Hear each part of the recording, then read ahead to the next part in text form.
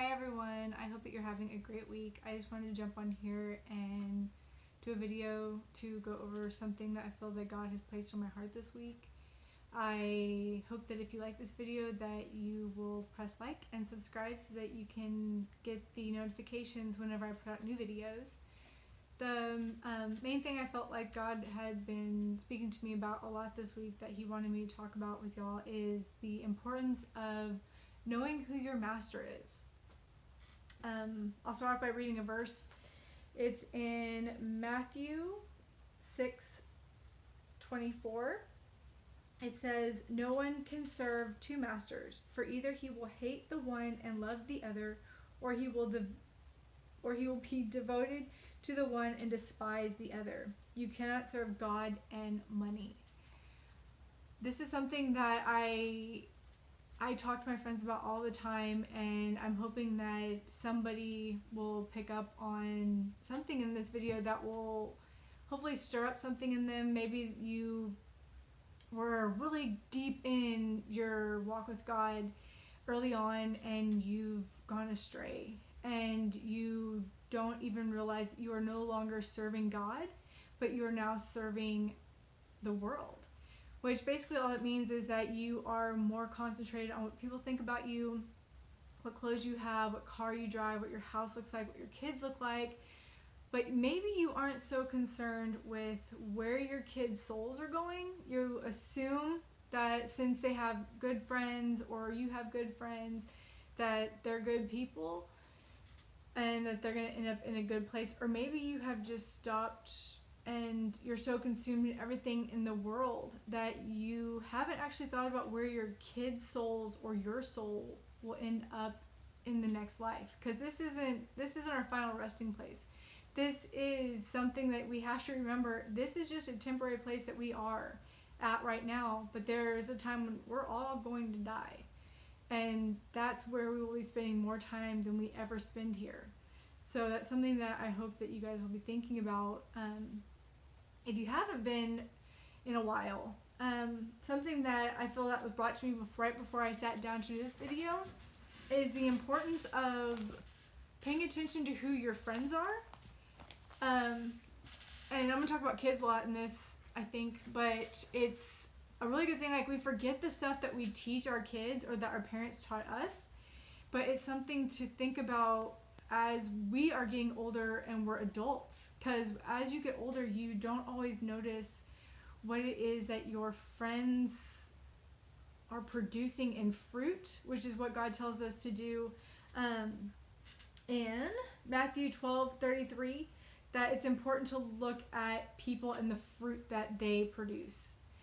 So whenever you are looking at your friends, maybe you should look at your friends that you choose or people you choose to bring into your life as the same way you would your kids' friends.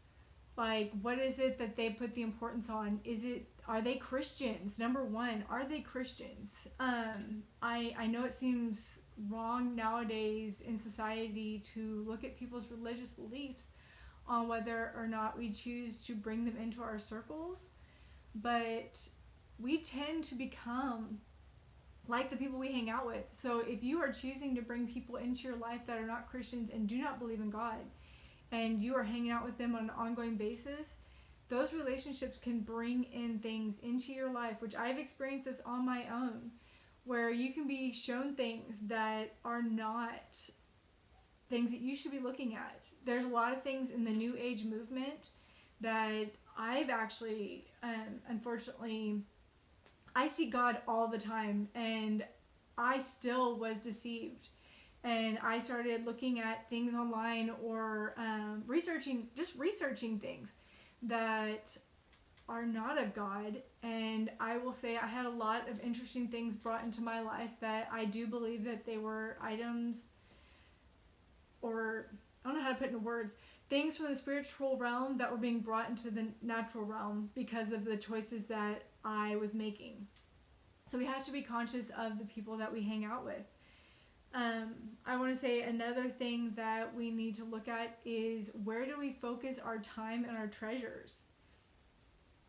I know that a lot of people that I love dearly, and they're great people, they tell me about how they don't hear God's voice, or they don't know how to know where they're being led and things like that.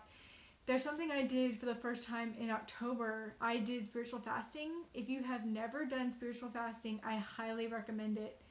It's doesn't have to be anything crazy. It's just you making a commitment in prayer to God that you are going to cut off something that brings you joy or pleasure in food, or it can even be nowadays, like back in the day it was food and things like that, but nowadays we have TV. You can fast for a period of time that you promise to God. You can fast from your phone, playing on apps or video games, whatever it might be.